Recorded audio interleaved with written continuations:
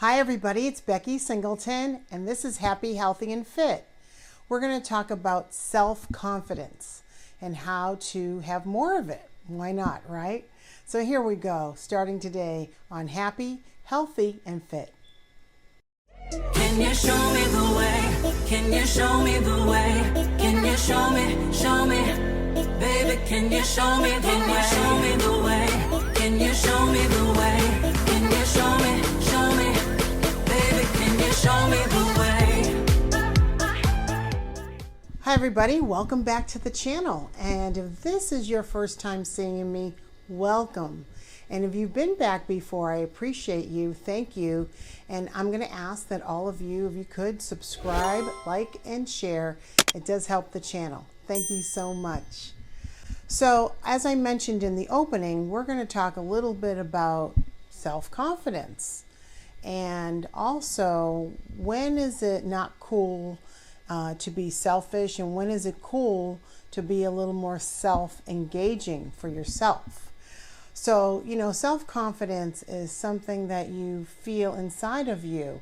It's a feeling of, you know, I can do this. I walk into a room and I don't know anybody in the room, but I'm able to navigate, say hello, have my chin up, my chest out, and just, hey, how are you? How are you? I'm Becky. Just being able to navigate in a room, that's being self-confident and not being fearful. One thing I've learned about fear is that it has no place in our lives.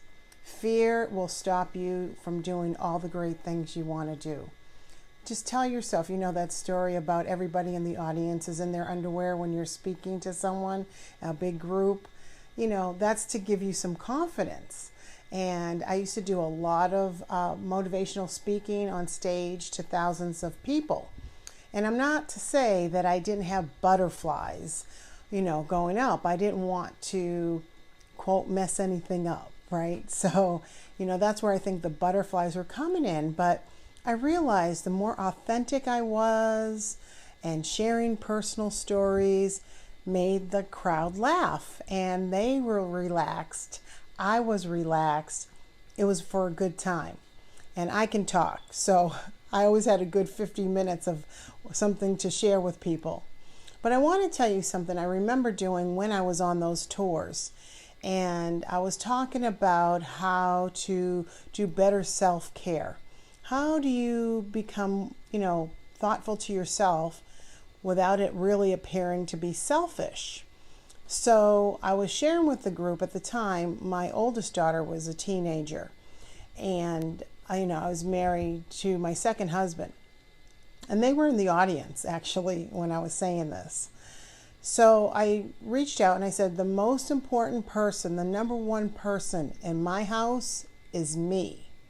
And when I said that, you could hear the crowd just go, you know, they would look at each other like, did she just say that? And I let them marinate on that. And you may have heard me tell this story before, but I think for the importance of what we're talking about, you need to hear it again.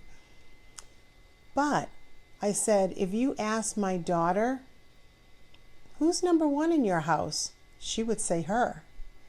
If you had asked my husband, he would have said him. Because I took such good care of myself, they felt that they didn't lack anything. I gave them everything they needed. But you must take care of yourself. I travel a lot, and during the whole, safety procedures in the beginning of the flight, they tell you to put the mask on yourself first before helping others. That's not a joke. You cannot help other people if you go, out because you don't have any oxygen. It's the same concept. You have to be able to take care of yourself. It's not being selfish. Listen, in some people, and I've had narcissists in my life, business partners, husbands. Listen, sometimes selfish looks like you could be a little narcissistic. The difference between someone who's narcissistic and selfish is they have no empathy. They don't give a shit. They don't give a shit about you or anybody else. It's all about them. And that's not what I'm talking about. My family knows I love them dearly.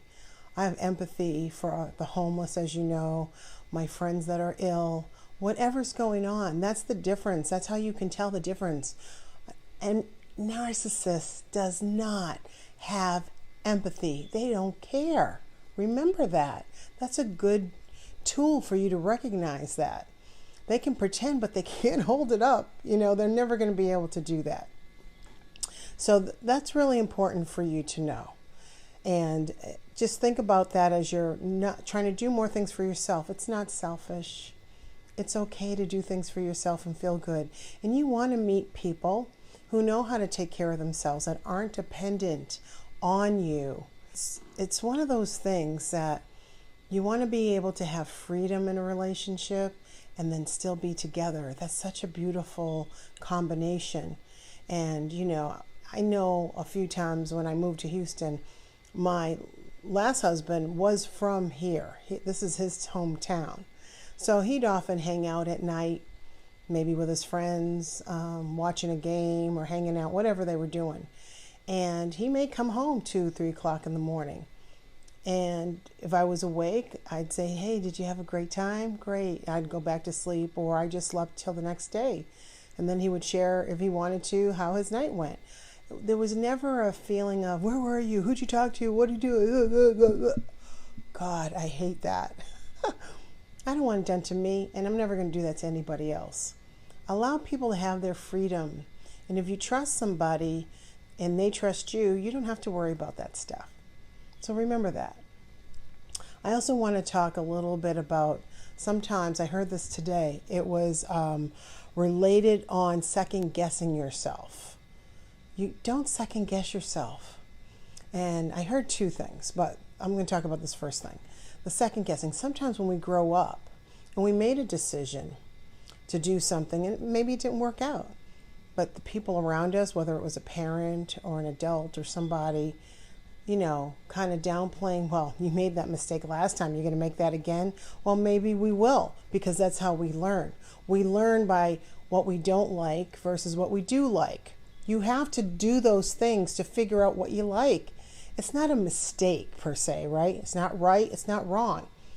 But you recognize if you do something a certain way and you got a certain outcome out of it, I'm like, I'm not doing that. But it doesn't mean every outcome is going to do that to you. You're not always going to fall into that category. You're going to be a little more thoughtful, much more discerning, especially when it comes to people.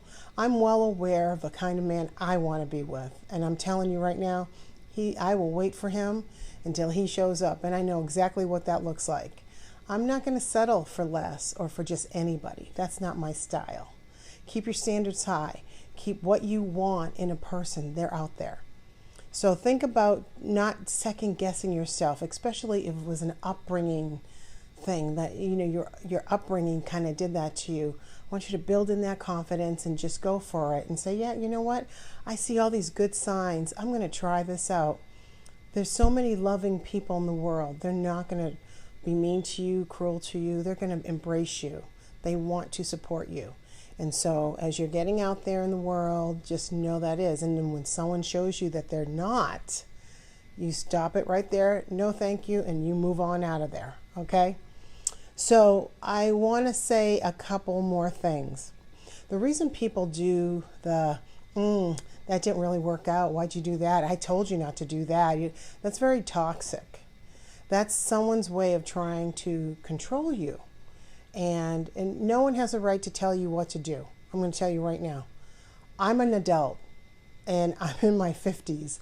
No one's going to tell me what to do. I don't really care what someone else thinks. If it's what I need to do, it's where I'm directed to go, that's where I'm going. You don't have the right to be telling everybody what to do as adults. Let them figure it out. Now, if they ask for your guidance or some advice, kind of ask them some open-ended questions. So what's important to you? Why are you thinking like this? Help them figure it out on their own. But the reality is you don't tell people what to do and no one else tells you what to do. That's very toxic and codependent. That's not cool. So check yourself if you're in that situation or you have people trying to control you. That's just a toxic behavior, okay? So I wanted just to make sure, we build our confidence, We go after what we want with no fear, just fearless. Just go do it, make it happen, and I promise you, you'll be like, yes, it feels good. On a side note, I wanted to make sure there's some fans I have out there that put in an order. And I want to just let you know that Baron told me to tell you that the order didn't go through and that he's going to make sure that everyone associated with that order is going to get refunded. So look out for that. You're going to get back what you put in, and just wanted to let you know via Baron.